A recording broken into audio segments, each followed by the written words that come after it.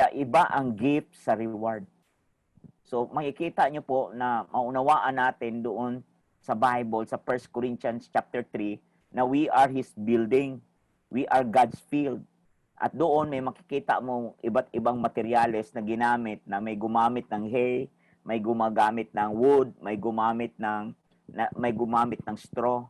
At yung iba naman, ang ginamit na materyales ay precious stones, gold and silver. Kasi lahat ay magdadaan sa apoy. Kaya sinasabi doon, mag-ingat kayong mga tagapagtayo.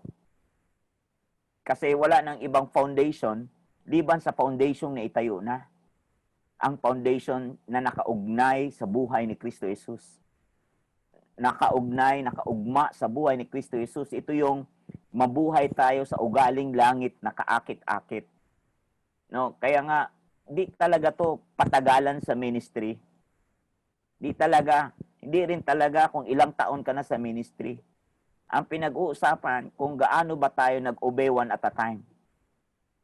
Paano tayo nag-obey one at a time? Kaya maunawaan tayo natin sa ating end time harvest dito, ang spirit po natin, kasi binigay talaga ng Diyos sa lupa talaga, let them have dominion.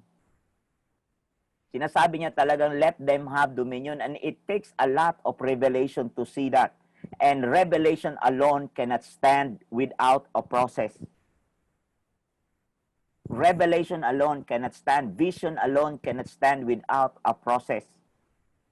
Kaya lahat magdadaan sa process. Kaya mamaya may kikita natin yung maturity, magugulat tayo, yung maturity sinasabi ng salita ng Diyos ay hindi nakakabase kung ilang taon ka na sa ministry. Kundi yung maturity ay nakabase kung paano tayong nakasunod one at a time sa gustong ipagawa ng Panginoon sa ating buhay. Kaya nga po sa Greek, alam niyo po, ang salitang doctrines, kaya sabi ng Hebrew chapter 6 verse 1 to 3, let us go to perfection, not laying again. Not laying again. May salitang not laying again the foundation. What kind of foundation ng tinatayo ng mundo? So, makikita nyo po ang meaning ng doctrine, kasi ang meaning ng doctrine ay instruction yan.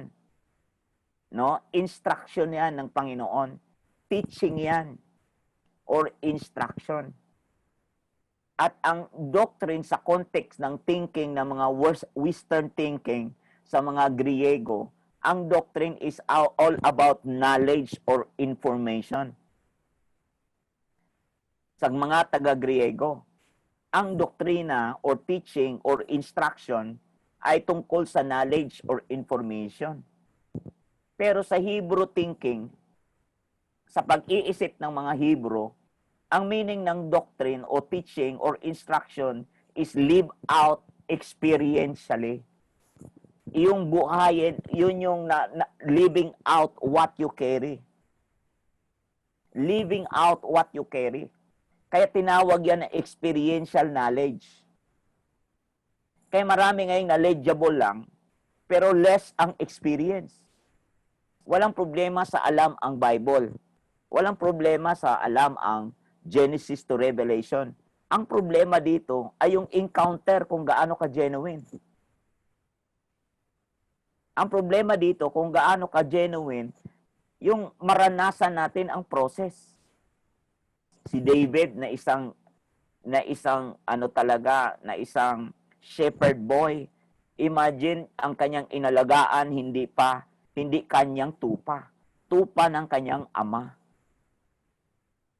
Kaya may kita mo yung karanasan bilang bata na nangangalaga ng tupa at di natin akalain na pwede namang pabayaan niya yung tupa niya kapag iyan ay hinaharas ng mga leon. Pag hinatake ng oso, Bahala kang tupa ka, hindi ka naman akin. Sa tatay ko naman yan eh. Wala akong pakialam dyan. Pero hindi eh. Kaya may kita mo yung process na pinagdaanan niya bilang tagapag-alaga ng tupa ng kanyang ama. Hindi pa kanya yon. Faithfully na inalagaan niya yon with or without the presence of his father. Kaya ang faithfulness talaga ay isa yan sa process. Ang faithfulness ay attitude ng puso yan. May nakakita o wala. Attitude ng puso yan. We have to live it out, what you carry. It is not how much we can do, what we can do, but it is how you live it out and how you walk with it. Kaya yan po yung tinatawag na doctrine according to the Hebrew thinking. Now, gusto kong namamanig ako sa puso nyo kung ano ang inyong na-captured noong mga nakaraang aral natin. Kasi doon ako babase kasi meron akong gustong ipahayag sa inyo kasi matagal tayong hindi nag-usap, matagal tayong hindi nagkita, pero alam kong pareho tayong pastor. Pero sinong naniniwala sa atin dito na ang ating capacity hindi pare-pareho? Ang ating sisidlan ay hindi pare-pareho. Ang sukat, ang size ng ating sisidlan ay hindi pare-pareho. Kaya ako ayaw kong manghula. Ayaw ko ring mag-guess, ayaw kong mag-presume na ganito na tayo kataas kapag ang galing ng aral, ang galing ng pangangaral, pero actually kulang 'yon kapag walang interaction. No? Kailangan natin ng interaction. Kailangan ko kayo. Kailangan kong malaman personally. Kailangan nyo rin akong malaman, makilala personally. Kasi kulang pag hindi po tayo personal na magkakakilanlan sa isa't isa. Kasi tingnan mo ang Hebrew thinking, ang meaning ng teaching or instruction means live out experientially. Living out what you carry. Samantalang sa thinking ng mga Western thinking, sa mga taga-Greek, ang salitang teaching or instruction sa kanila knowledge or information lang. Kaya ang dami pong nagra-rationalize. Amin po ba doon? Kaya ako'y namamanig sa inyo na ano po yung ating mga naranasan, ano po yung ating, so sa simple na ano talaga, mag-sharing tayo, at alam mo, magandang mag-sharing tayo kasi doon ko ngayon malalaman kung nasaan na nakabase yung ating mga spirit, lalo na dyan sa BCTO, napaka hairline lang talaga ang pagitan. Napaka ano lang talaga, ang selan-selan talaga niyan. Kung sa context ng Panginoon pero kung sa context ng tao ay, pwede na yung pwede na. O di ba? Lalo na diyan parang ay grabe, di ba? Pwede na yung pwede na. Basta makapag-pray over, basta pwede na yung pwede na. Pero alam natin na doing God's work must be done in His ways. Alam natin yan. Kaya yung will and ways ay kailangang magsama, di pwedeng maghiwalay yan. Will and ways. The will of God is the word of God. The ways of God is the manifestation. The ways of God is the glory, the demonstration of His presence. Yan yung ways na yan. Yun yung attitude, yun yung character, yun yung lifestyle. Yun yung lifestyle. Paano natin nilakaran ito one day at a time? In a very simple way.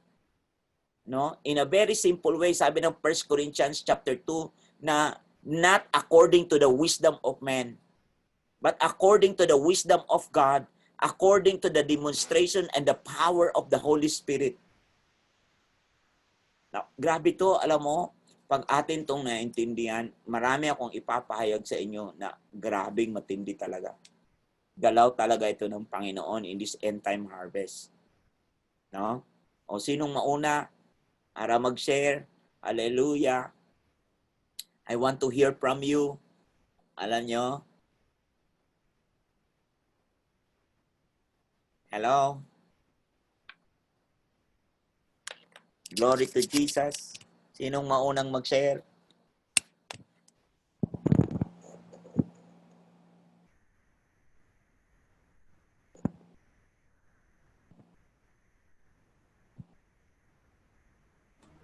Sige Good po, afternoon, Sino everybody. Okay. Sino daw po? Sige po. Sharing time muna tayo. I want to hear from you.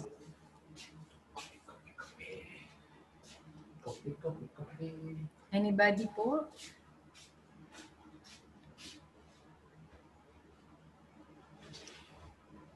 Pastor, doon ako na lang po. Sige po.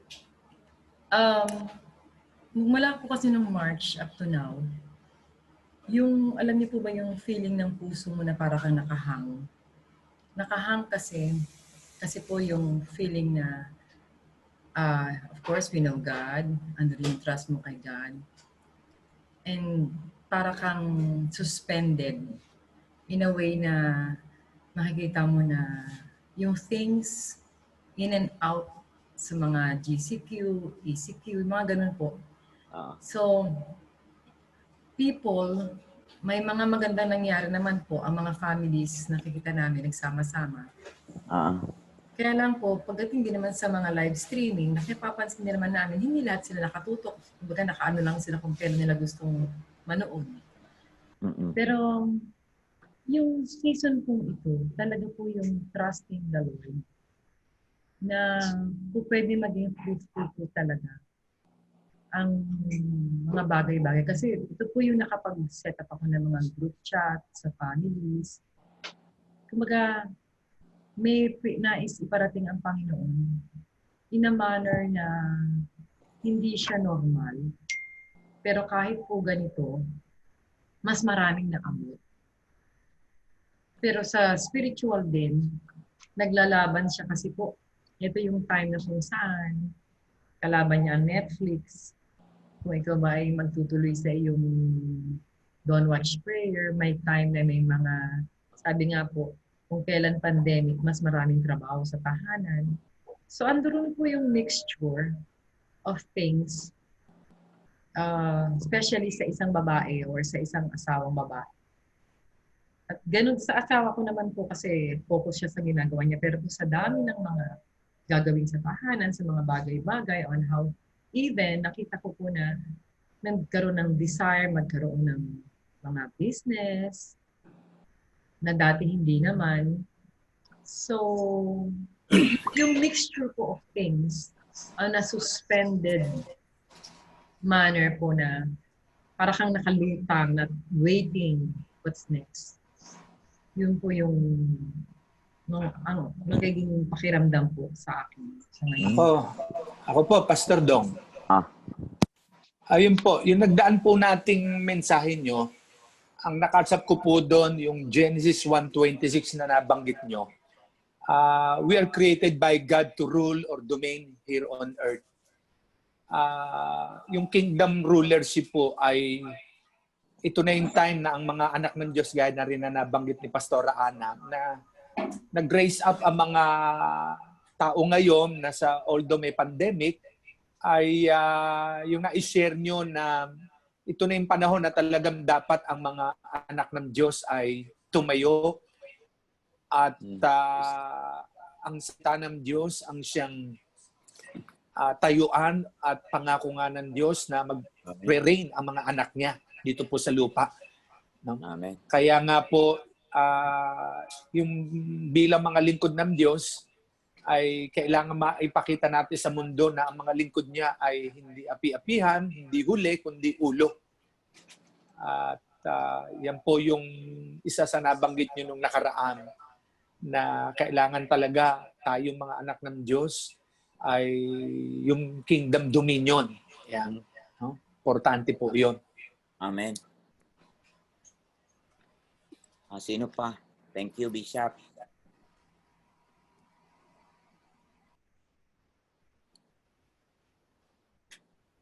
Sino pa po?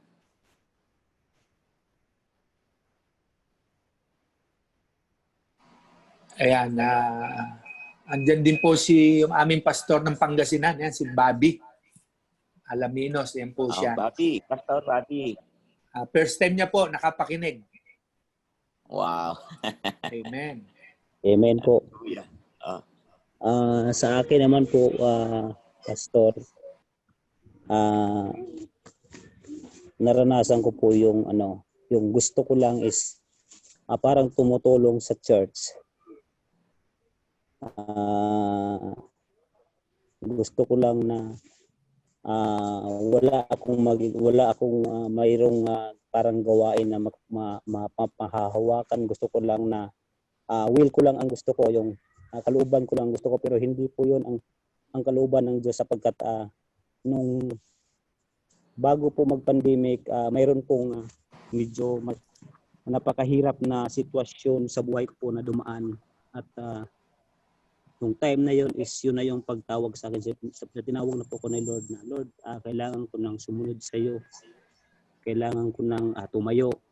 At one time nakapunta po ako ng Cavite, sabi po ni Pastor na si Bishop na Leo, na sabi niya magtayo tayo ng church sa Pangasinan. Sabi ko, amen. So doon ko po nag-desire po ako, at ang Holy Spirit po yung gumalaw. Ang Holy Spirit po yung nagbigay sa akin ng wisdom, at siya po yung nagturo sa akin, sapagkat bago pa po ako ginamit ng Panginoon sa lugar ng Alaminos, pinakita po niya sa akin yung lugar, yung pinakita niya sa akin na mayroong napakaraming, pinagpipre ako ng isang pastor, at nakita ko doon mayroong lugar na malawak siya. Mayroon akong nakikitang mga bata, mayroon akong nakikitang mga matatanda, mayroon akong makikitang mga tao na hindi ko po alam kung saan. So sabi ko po, Lord, hindi ko po alam kung saan ako magsimula, hindi ko po alam kung saan ako mag-umpisa, na hindi ko po nakita itong lugar na to. Bagkus nung hinakbangan ko po ay doon ko po nakita na ang pagkilos ng Banal na Espiritu Santo, ang pagkilos ng Panginoon, na kung natin ang mga kaloob ng Diyos ay siya po ang magbibigay ng pamaraan upang yung kalooban po niya, yung will po ng ating Panginoon ay masunod. So nung pagkatapos ng ECQ, yung ECQ, tapos bago mag-ECQ, sabi ko po, mayroon namang pastor na ipapadala dito sa amin. So sabi nung isang kapitira na ititrain daw po ako na magiging lingkod ng Diyos. Sabi ko, ba't ko po gagawin po yun? Sa isip-isip ko lang po na bakit ko po gagawin yun? Mayroon namang pastor talaga na sila yung nakatuka na magtuturo sa mga anak niya, yung bagong mananampalataya. So ang kalooban pa rin ng Panginoon po yung nasunod, sapagkat pagkatapos po ng GCQ, hindi po makapunta po yung taga Maynila dito sa Alaminos, sapagkat napakahirap po yung proseso ng pagbabiyahe. So sabi sa akin ni Bishop na, sige, ikaw na lang muna dyan bro, magtuturo, ikaw lang po muna bro ang mag-aayos dyan. So sabi ko, hindi ko po alam. Pero nung sinabi ko sa Panginoon, Lord, hindi ko po ito ilam, at ikaw po ang magturo sa akin ng kung ano yung dapat ituturo doon sa mga taong bago lang po nakakatanggap po sa iyo. Tapos tinuruan po ako ng Panginoon, at doon ko po nakita, ako po mismo na-amaze sa ginawa ng Panginoon, sapagkat tinuruan din po niya ako na kung ano yung sinasabi ng Diyos, na sabi niya, pumunta ka roon at ako ang magsasilta para sa iyo. Totoo po yun na pastor, na naranasan ko po yun dito. Mula nung natapos yung GCQ, sinimulan ko po na ipagpatuloy po nang nasimulan dito sa Alaminos, at purihin ng Panginoon, nakita ko po yung pagkilos po niya. Ang dami po atin. Praise God. Ang dami po. Yun. Okay, Brother Bobby. Yung pinakita niya sa akin, na po. Salamat sa Diyos. Amen, amen. Praise God. Salamat sa Diyos, Brother Bobby. Purihin ng Diyos sa buhay mo. Amen. Sino pa? Dalawa na lang para ating Pastor Joey, Pastor Sam, yung dalawa. Tatlo na lang, Pastor Cesar pa.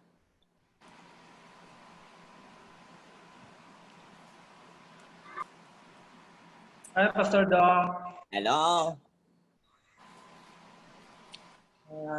Last week po ay nabanggit ninyo na ang ministry po ay hindi po ito trabaho. Wow. Pag tinuring natin na trabaho, mapapagod tayo, discourage tayo. At kailangan natin ng knowledge and wisdom coming from the Lord kung paano natin gagawin yung ating mga ministries sa Panginoon. Amen. Ituring natin ito na pagkatawag natin sa Panginoon. Amen. Dapat alam na paano natin ipuposisyon ang ating mga sarili sa ministry na pinagagawa sa atin ng Panginoon. Hallelujah. Amen. Salamat po. Wow, praise God. Pastor Joey. Ang naano sa akin talaga yung una nung sinabi mo tungkol sa kingdom citizen and citizen of heaven tayo. No, while we are working, especially sa BGC, na-retain pa sa akin na may kalaban talaga. Nandiyan, from the beginning, nandiyan talaga yung Diablo, and we are the food being the dust. The dust is the food of So, this made me aware na talaga pong we have to stand talaga dun sa kingdom mindset na yan. Na kung saan ang Panginoon talaga ay nasa atin, nagruruya, no? Para yung mindset ng being a dust na nasa lupa ay magkaroon ng may madidetach talaga. Turn into stones. Hanggang ang spiritual food, spiritual law ang talagang maghari sa atin. Dahil we will be facing people who has the earth mindset or dust mindset. At ganun rin talaga ang attack rin sa atin. So, this will make us aware, no? Kaya nga hanggang dinala mo ngayon sa punto na the church really is a house of prayer.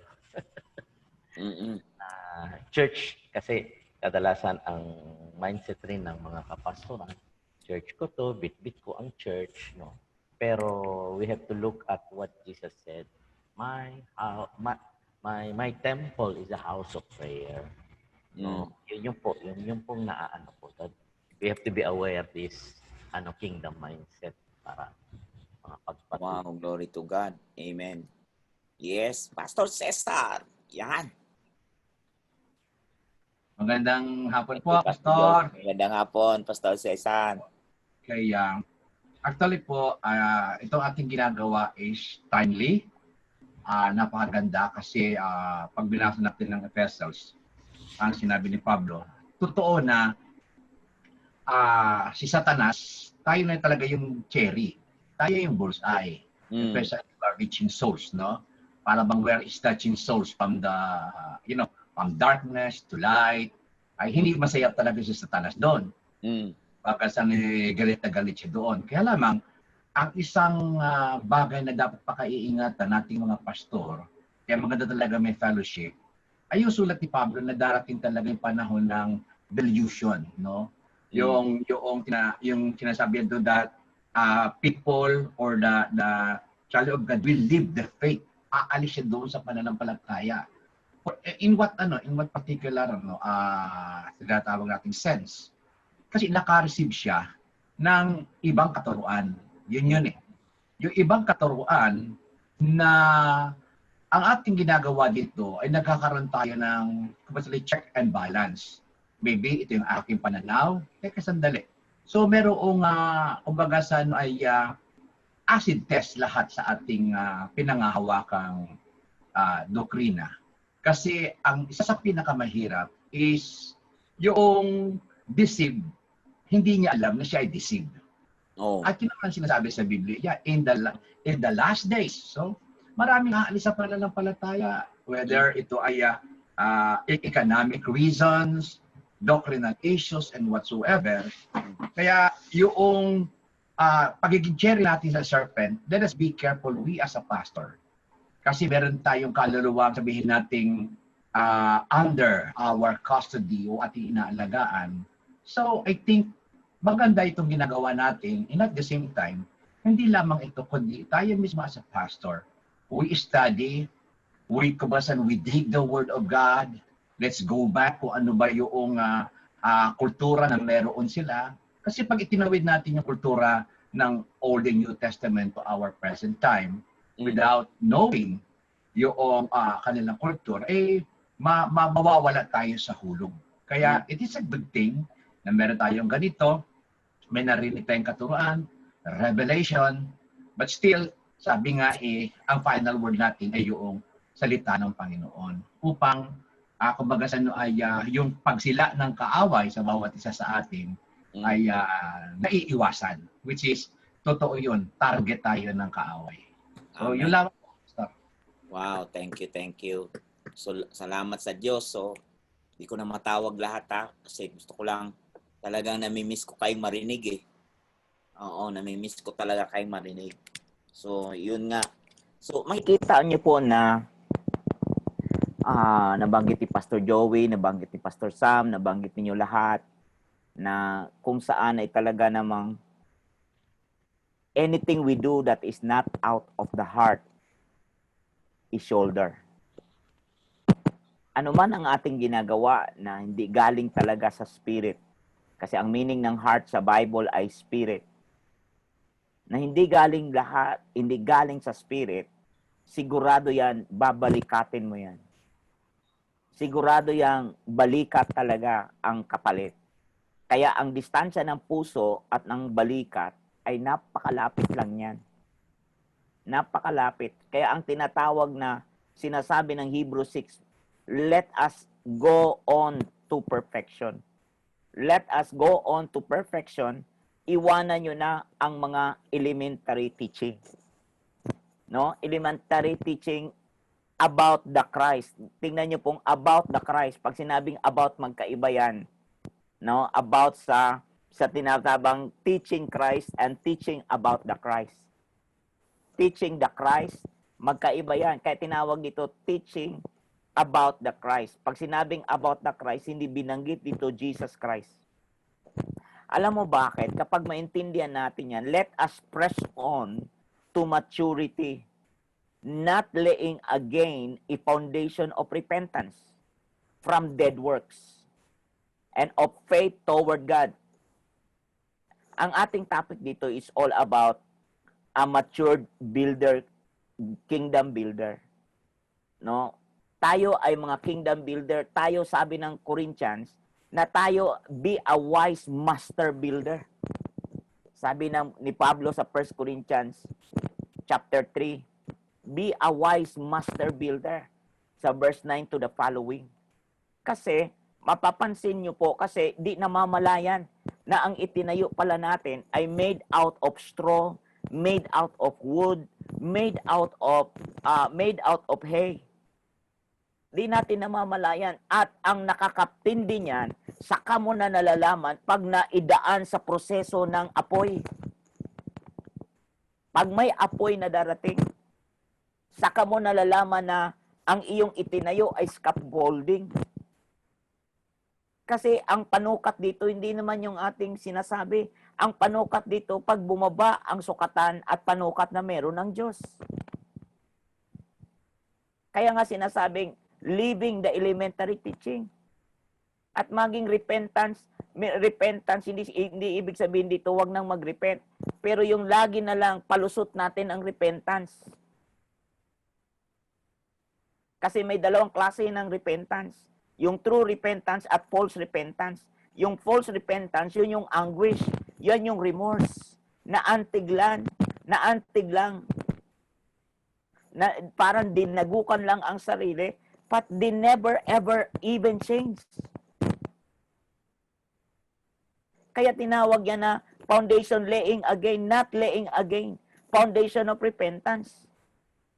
Sabi nga ng Acts chapter 17, verse 30 to 31 na mahabang panahon hinayaan tayo ng Panginoon. Na ngayon tayo hinihimok talagang magsisi at tumalikod. Kasi ang totoo talaga na repentance ay hindi yung remorse, hindi yung nag-anguish, hindi lang yung umiyak, dinagukan, na-convict. Di lang po yun. Kundi ang salitang true repentance ay change of mind, change of ways, change of heart, Chains of wrongdoing. Kaya makikita po natin na binabanggit ng Panginoon, let us press on to maturity. Let us press on to maturity. It is not by chance. It is a choice. Because I am talking about the power of the will. I am talking about the soul area. I am talking about now your soul area, not about your spirit. But your soul area as recipient, as executor, as implementer, as a perfect medium, as a perfect mediator, as a perfect capture or recipient to implement or to walk the knowledge, or to walk with it experientially. Kaya napakahalaga ito sa ating buhay, one at a time. One at a time, di kailangang madiliin. Pero nandoon yung urgency sa spirit. Kaya nga, faith determines your action. Faith determines your thinking. Faith determines your lifestyle. Hindi lang ito pa church. Kaya meron binanggit niya dyan sa Hebrew chapter 6, na Hebrew chapter 5 verse 12, na you ought to be. The word ought to be that the Bible is requiring us to be upgraded. Ang Holy Spirit di kailangan mag-mature. Kailangan ang ating spirit ang magmamatured. Kaya nga ang bata lumaki, no? Lumaki sa Luke chapter 2 verse 52 to the following. Lumaki ang spirit ng bata, lumago ang spirit ng bata. Kaya magpapansin natin sa ating panahon, kailangan pong lumago ang ating spirit. Kailangan pong lumaki ang ating spirit. Kailangan pong lumawak, the height, the width, the length, the depth. At sabi ng 1 Corinthians 2:10 na even the depths of God, the Spirit can discern. Now, paano ito mangyari kapag hindi po lumago, tumaas, umakyat ang capacity ng ating spirit? Kasi as recipient, ang Diyos talaga, naghahanap talaga siya ng mga tao talagang ready talaga. Naghahanap talaga siya ng mga ready talaga sa mga bagong bagay na kanyang gagawin. Kaya binanggit niya sa Hebrew chapter 6, inisa-isa niya ang mga foundation na yon, foundation of repentance from dead works, foundation of faith toward God, kahit yung faith toward God. Bakit? Ano bang ibig sabihin nitong faith toward God? Kasi gusto ng Diyos yung faith of God, not only just faith in God. Pag sinabing faith of God, it's a God kind of faith. Let them have dominion. We have this spirit. We carry a kind of spirit like the Spirit of God. We have that image in the inside of us.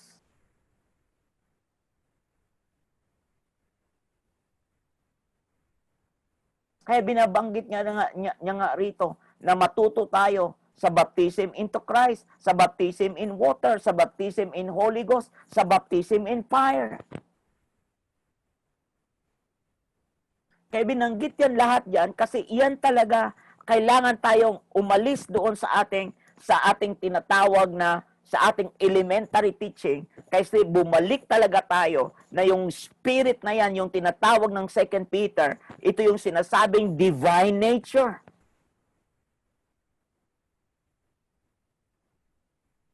Sa 2 Peter chapter 1 verse 4.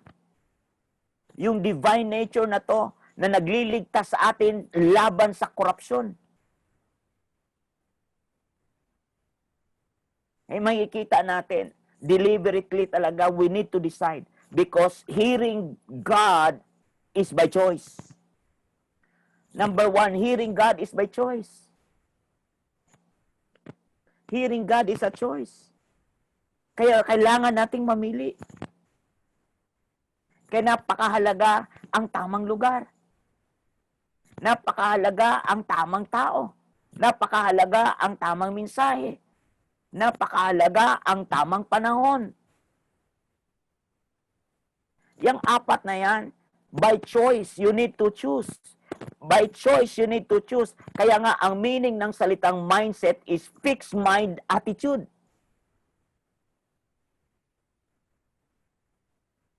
Anong mindset? Saan nakaset up ang isip natin? Yan yung salitang fixed mind attitude. Yan ang meaning ng mindset. Fixed mind attitude. Kaya pag sinabing tamang panahon, kaya binanggit ni Apostol Pablo sa Ephesians chapter 5, sabi niya, verse 15, therefore be careful how you walk. Magbantay kayo kung paano kayo nag-behave, paano kayo lumakad, paano kayo nag-uugali. Anong klaseng ugali? Anong pamamaraang ugali? Kaya sinasabi ng Ephesians 5:2, walk in love. Sabi ng Ephesians 5:1, imitate God. Kaya sinasabi ng verse 15, mag-ingat kayo kung paano kayo lumakad. Kaya sabi sa verse 5 ng Colossians chapter 4, conduct yourself with wisdom toward outsiders, making the most of the opportunity. Huwag nating making the most of the opportunity. Wala tayong sasayanging panahon.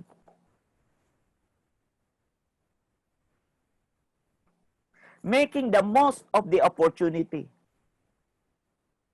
Let, verse 6, Colossians chapter 4, verse 6, let your speech always be with grace, as though seasoned with salt, na para talagang nilamasan ng asin. Ano ba ang purpose ng asin? Ang asin po ay pampapanatili ng sa pagkasariwa, na huwag mabulok. Maiwas ang pagkabulok, maiwas ang pagiging useless. Kaya it's a choice. So that you will know how you should respond to each person. Let your speech be always with grace, as though katulad ng alam niyo po, nilamas ng asin. 'Di ba kapag ang isang isda para ito manatiling sariwa, makapanatili ang kanyang sariwa, ma-extend ang kanyang pagkasariwa, kailangan siya ay magiging ay talagang lamasan ng asin yan, lagyan ng asin yan. Di ba sabi niya, tayo ay mga light and salt of this world. Kaya conduct yourself. Merong salitang conduct, kaya nga it's a choice. Kaya dito sa Ephesians chapter 5 verse 15, kitang-kita natin na salitang be careful how you walk. Ito yung walk means conduct. Itong walk means lifestyle. Ito yung binanggit ko nung nakaraan sa Matthew 21:43 na the kingdom of God will be taken away at ibibigay to those who are fruitful.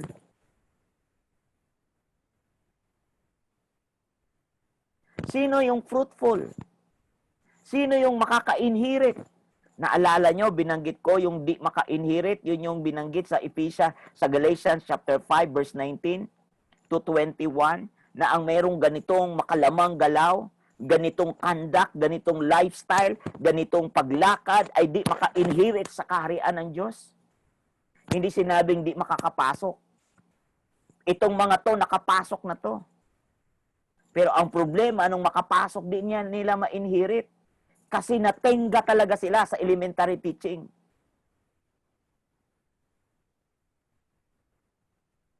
Natenga talaga sila sa paulit-ulit. Wala talagang transformation. Walang change of heart. Walang change of mind. Yung mindset nila, yung fixed mind attitude, it was being fixed in another way around, not the way of God.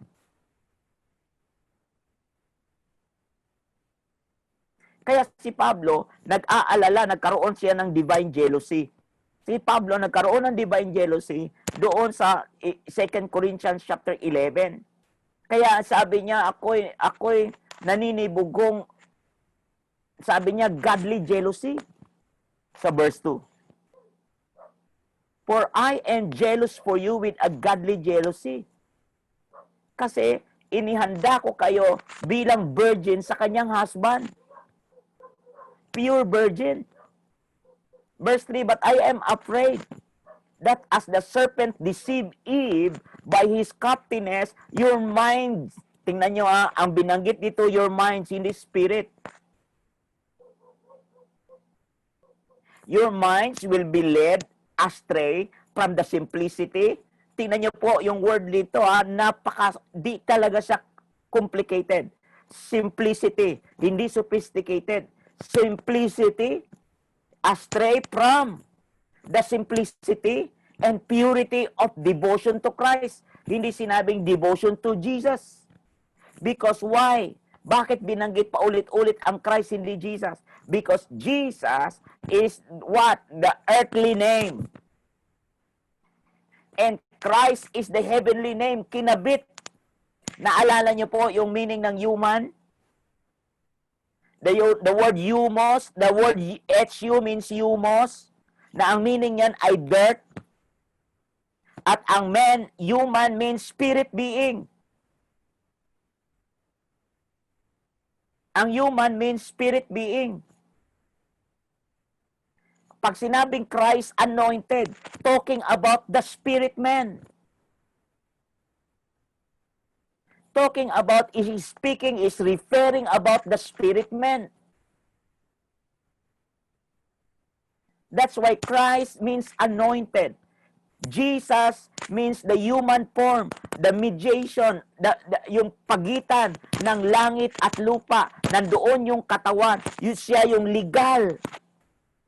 Legal na tagapamagitan at inanoint ng spirit ng Diyos. Kaya nga, tinawag yung dirt, yung spirit in a dirt suit.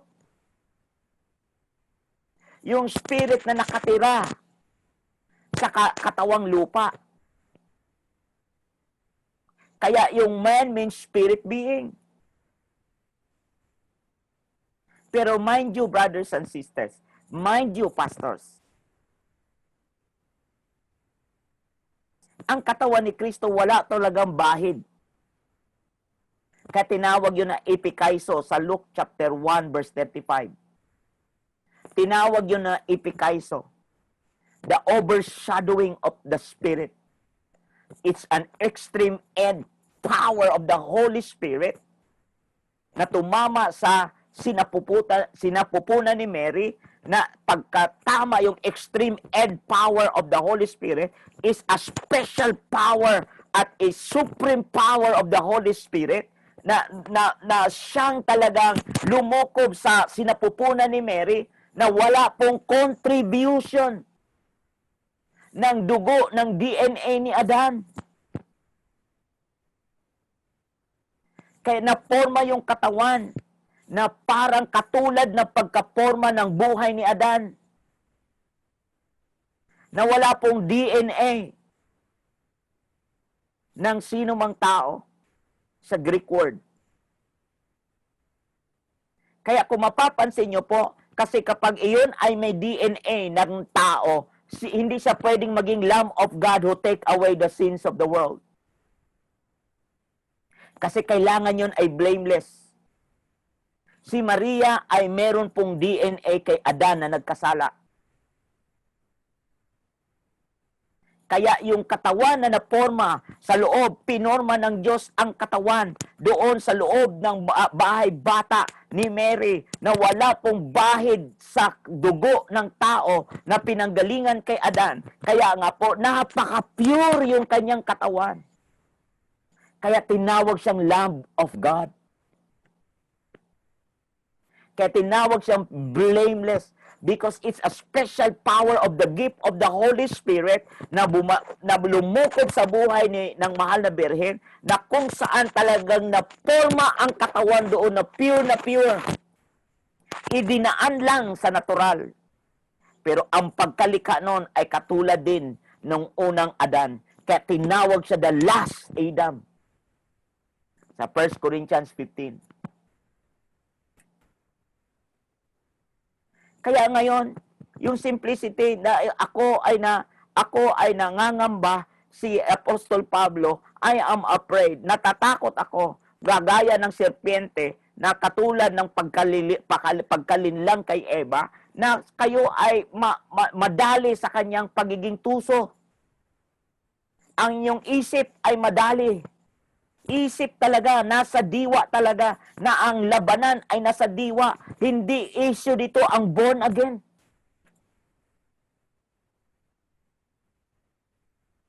Kaya tingnan mo, ang daming born again. Hanggang ngayon, hindi ko alam. Pareho tayo ng tinatawagan na tagapagligtas. Pareho tayo ng baptism ng Holy Spirit. Pareho tayo ng baptism of fire. Pareho tayo ng tinatawagang amang nasa langit. Ba't hindi pare-pareho ang ating grasya? Kasi hindi pare-pareho ang ating capacity. Hindi pare-pareho yung ating container. Hindi pare-pareho yung size ng ating spirit as recipient. Kaya sinabi niya dito, mag-ingat kayo, your minds will be led astray from the simplicity and purity of devotion to Christ. Ito, matindi sa verse 4. For if one comes and preaches another Jesus, meron pong another Jesus sa Bible, whom we have not preached, na hindi ito aming ipinapahayag, or you receive a different spirit which you have not received, or a different gospel which you have not accepted, you bear this beautifully. Tinanggap nyo naman ito.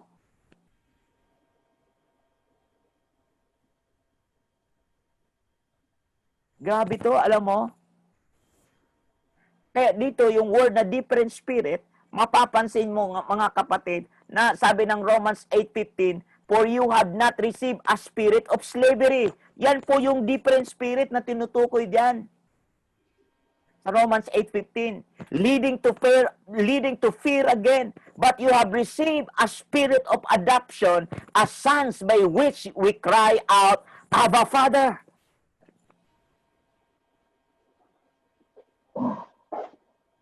Kaya yung different spirit na yun, hindi spirit of slavery, but spirit of a son. Ang word na spirit of a son, as sons, ayun yung tinatawag sa Acts 17, verse 7. Acts 16, verse 7. Na yung tinatawag doon, the Spirit of Jesus. Yan din yung sinasabi ng Romans 8:11, the Spirit of Jesus. Yan din yung sinasabi ng Philippians 1:19, the Spirit of Jesus. The same Spirit. Yan din po yung sinabi ng Galatians chapter 4, verse 6, the Spirit of a Son ang tinanggap natin.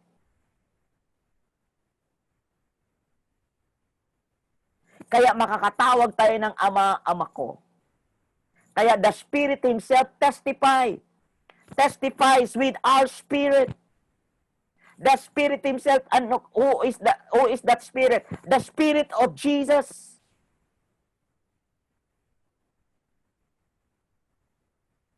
Kaya hearing is a choice.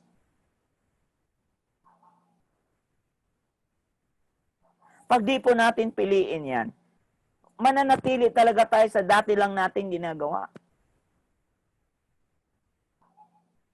Matitingga talaga lang tayo sa ministry. Matitingga lang tayo, pwede na yung pwede na.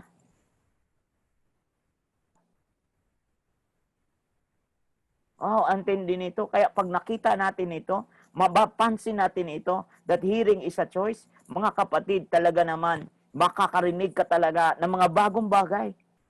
Kasi pipiliin mo talaga. Halimbawa, sa pananalangin, pipiliin mo talagang manalangin eh. Hindi pwede yung bahala na si Lord.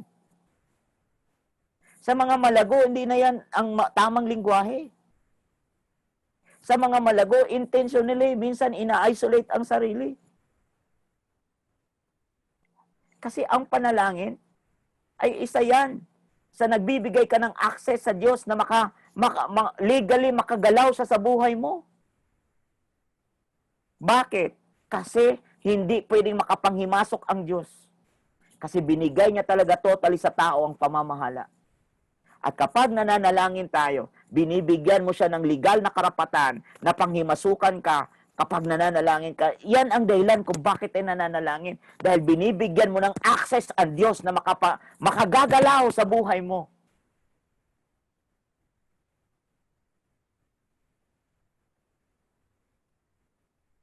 Grabe to, alam niyo po. Kaya sinasabi nitong maturity. Kaya napakahalaga yung salitang redeeming the time. Kaya sabi niya, be careful how you walk. Sabi na Ephesians 5:15. As unwise man, but as a wise. Kaya as a wise master builder. Sabi ng 1 Corinthians 3, verse 13 to the following. As a wise master builder.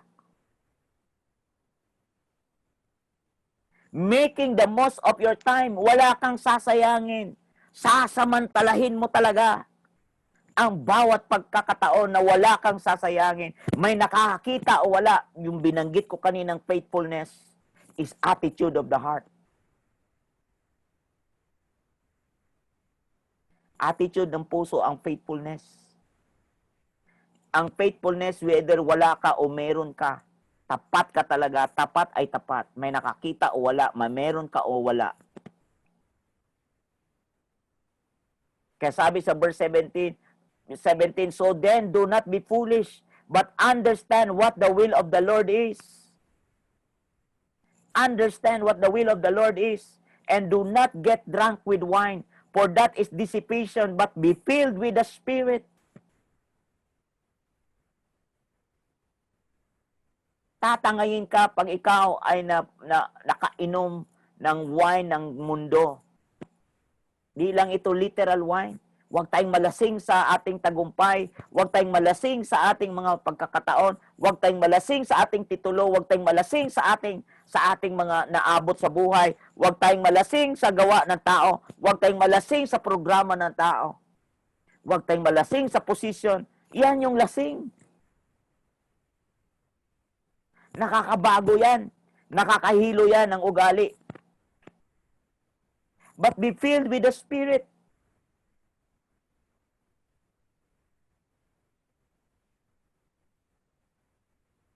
Always giving thanks, songs, spiritual songs, singing, making melody with your heart to the Lord. Always giving thanks for all things in the name of our Lord Jesus Christ, to God, even the Father, and be subject to one another in the fear of Christ. Tingnan niyo po, be subject to one another. Hindi to pinag-usapan kung sino ang head, kundi paano tayo nagpapasakupan sa isa't isa sa bawat grasyang may kaloob. Kung si Pastor Phil, napakaganda ang administrative grace, handa akong magpasakop sa kanya kasi nandun yung administrative grace. Depende sa bawat grasya kung paano tayo nagpapasakop sa isa't isa. Yung i-acknowledge natin ang pangangaral ng isa't isa. Kung mayroong grasya sa pangangaral, then uupo tayong makikinig. May grasya siya eh. Yan yung submit one another, subject to one another in the fear of Christ. Hindi dahil sa tao, hindi dahil sa takot tayo sa tao.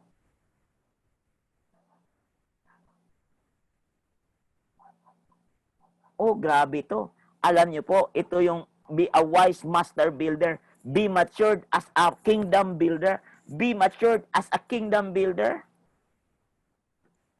Kaya sa Isaiah 46 verse 10, sabi niya, declaring the end from the beginning, and from ancient time things which have not been done.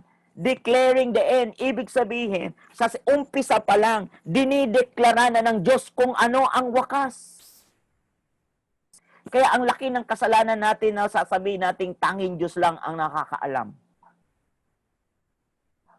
Ba't di mo inalam? Ito, binanggit niya sa verse 10. Declaring the end from the beginning. Ang end ay diniklara niya na mula umpisa. Umpisa pa lang, sinabi niya na ito ang wakas niyan. Tingnan mo, diniklara niya na kay Abraham sa Genesis 15. Dineklara niya na kay Abraham na ang mga anak mo ay maaalipin. Ang mga lahi mo ay maaalipin sa bansang di mo kilala. Binanggit ba niya ang bansa doon? Di naman Pero maaalipin for 400 years. After 400 years, nangyari ba? Yes. Kasi ang Diyos talaga nagsabi na merong ipanganganak na anak ng tao. Ipanganganak ng anak ng tao. Yan yung Genesis 2:15. Ipanganganak ang anak ng tao mula sa sakong mo na yan. Kasi yan ang dudurog sa ulo mo. Ipinahayag na ang mga anak, sabi din sa Genesis 12. Ulitin at grabe talaga. Sabi niya, declaring the end from the beginning and from the ancient times, things which have not been done. Kaya sabi ni Solomon, wala naman talagang bago. Ang totoo, nangyari na yan noon. Sabi ni Solomon sa Ecclesiastes. Kaya sabi niya rito, my purpose will be established and I will accomplish all my good pleasure. Kaya hearing is a choice. Tutuparin niya talaga. Pipiliin talaga natin ang makinig. Pipiliin, kaya sinasabi ng Revelation lagi, ang may pandinig makinig.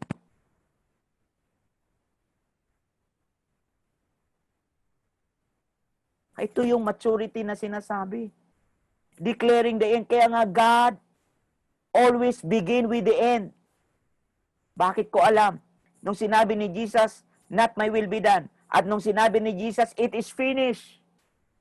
Doon nagsimula ang kaligtasan. Nung natapos niya na, it is finished. Doon nagsimula ang ating kaligtasan. O saan siya nag-umpisa? Sa simula ba o nung katapusan? Yes, katapusan. Kaya he always begin with the end. Kaya time is person, kung naalala nyo, sinabi ko na sa inyo yan noon. Kwento ko na sa inyo na yun that time is person. Time in God's context, in God's, as far as God is in concern, the word time is a person. It's not a wall clock. Time is man. Time means spirit. Wow, hallelujah. Grabe. I tell you, ito yung isa. Kaya hearing is a choice. Hearing God's voice is a choice. Kailangan nating mamili. Kailangan mamili ni Joseph. Mamaya, pakita ko sa inyo yan.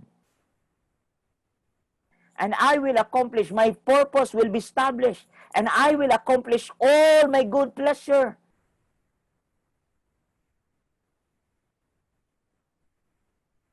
Kaya sabi ng Proverbs 19:21, kung iyong mababantayan dyan, sa Proverbs 19:21, di ba sinabi niya yan? Many plans are in a man's heart, but the counsel of the Lord will stand. Maraming plano ang mayroon sa puso ng tao. Plano sa isip ng tao. But the will of God, counsel means the will of God. Counsel means the purpose of God.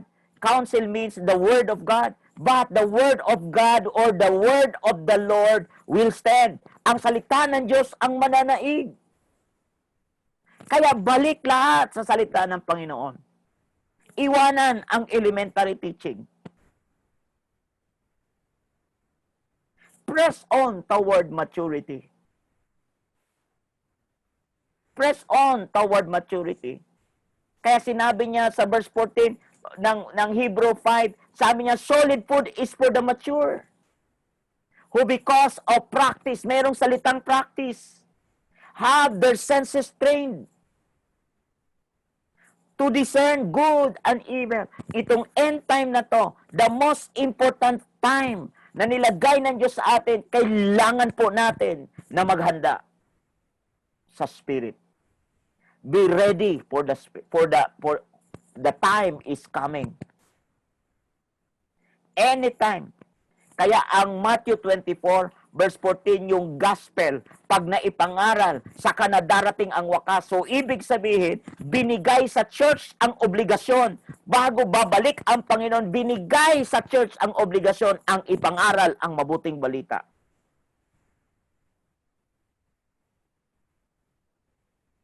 Secondary lang yan ang palatandaan. May pandemic, may bagyo, may storm surge, may lindol. Yan ay parang pawang isa lang yan sa palatandaan. Pero ang pinakarurok ng palatandaan ng pagbalik ng Panginoon talaga pag ang gospel ay naipangaral na as a testimony in the kingdom of God. At ano yung gospel na yon? Ito yung divine nature. Ano yung divine nature na to? Ito yung living proof of our theology. Maging living proof ka of the doctrine. Maging living proof ka sa teachings and instruction. Ikaw ang buhay na patotoo. Sabi ng 2 Corinthians chapter 3 verse 2 na ang puso, ang salita nakatatak sa puso at nababasa ng lahat. Sabi sa verse 2 and verse 3. Sa 2 Corinthians 3 verse 2 and 3. Nababasa ng lahat. Ito yung living testimony. Ito yung living gospel. Ito yung demonstration of the Holy Spirit. So second, you are the God's representative. Kanina, hearing is a choice. Second, para mag-mature tayo, masabi natin na tayo ay mag-iingat, tayo ay representative. To represent God on earth as it is in heaven.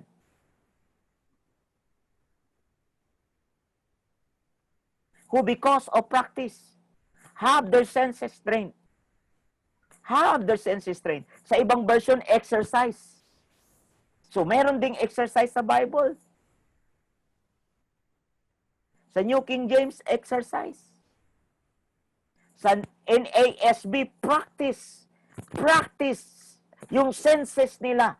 Yung senses natin. Ito yung ating senses sa spirit. Ito yung ating communion. Ito yung ating intuition. Ito yung ating conscience. Sharp. Ito yung ating understanding, knowledge. Ito yung ating wisdom na meron tayo. Nire-representa natin ang Diyos diyan.